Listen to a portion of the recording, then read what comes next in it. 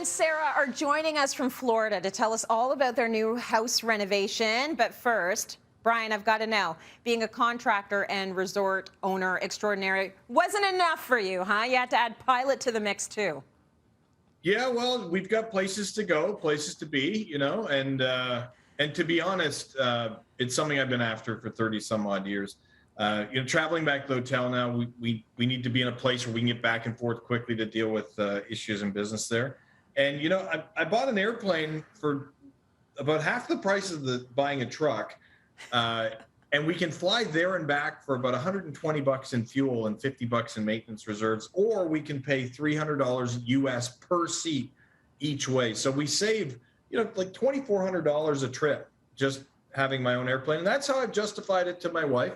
And that's how I'm going to justify getting a bigger, faster airplane. But I'm the one that has to sit beside you and just cross my fingers that all those lessons have paid off. Well, you don't have to. That's the great thing. You can just open the door and let me out, right? You see how things are going. I see how things are going. Listen, I hear your new house in Florida even has an airplane hangar. Okay.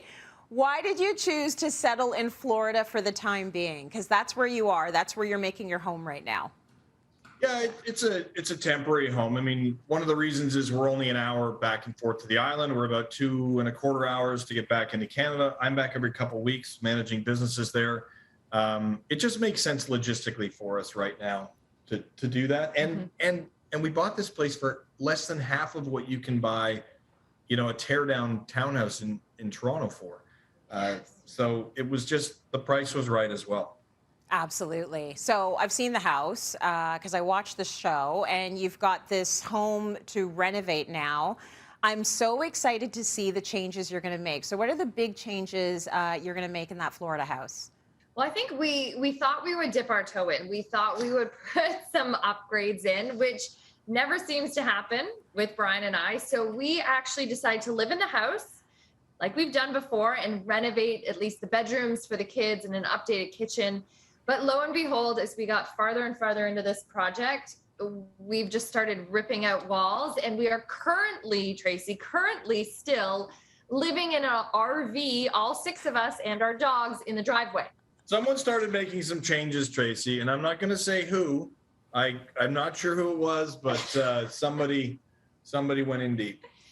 Now, the good news is that you are all used to living on top of each other now. After all these years of sharing a small space, the fact that you're still a tight-knit family actually speaks volumes, because that is not easy, and you're making it work. And I know a lot of people have to work in small spaces. You've been doing it for many, many years now. So at least you're used to RV living, kind of. Are we? Are we? Listen, I'm looking for the silver lining here, man.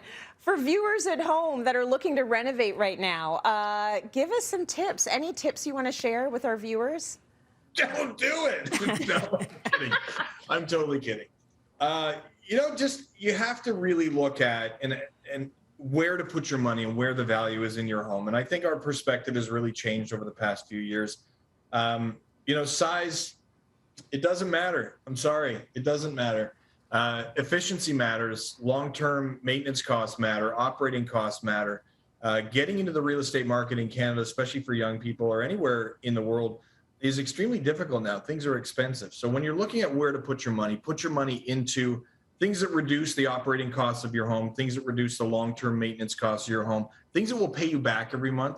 Take those savings, invest them properly so that one day you'll actually own your home and you'll have some money in the bank and be able to retire. Because the show off, keeping up with the Joneses, it's just not working. And financially, it's going to destroy a lot of people. So, and I think we've said multiple times too, the home has to function for you and your family. And I think people see, they see these TV shows, they see things in magazines, and they're like, oh, that would be great. But it has to work for you and your family. And we all know that our family dynamics are different. We have 4 kids. So what works for us doesn't necessarily work for empty nesters.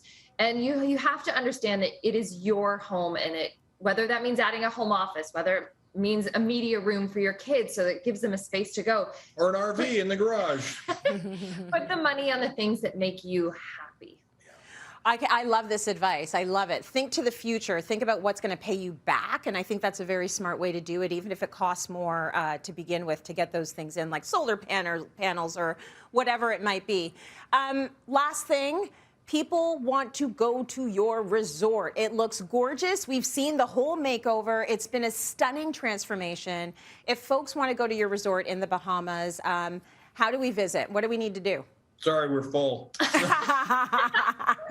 visit. We love when people come and see us. We absolutely adore it. Yeah, if you jump on social or on the website, it's cerulamar.com. And just look us up. Just give Ron and Margaret, our GM team or booking team, a call. And you can certainly come down and visit. One of the easiest ways to travel is flying into Fort Lauderdale. Then there are daily flights right to the island, or you can transit via Nassau as well and take Western Air over to the island. And But we'll be there, which I think people are so surprised when they walk out and they see Bryan and I sitting there having dinner with the kids. I'm like, well, yeah, Sarah will be in making your beds and doing the laundry during the day, and I'll be raking the lawn in front of your villa. And yeah, I do tidy the odd pillow when I'm there. she does. But That's the home touch we're all looking for, Baeumlers. Thank you so much for checking in, Sarah and Bryan. Everyone, you can watch the new season of Island of Bryan Sundays at 10 p.m. on HGTV Canada. I cannot wait to see how living in the RV goes for you guys, and I know you're gonna kill it. It's gonna be great. Thank you.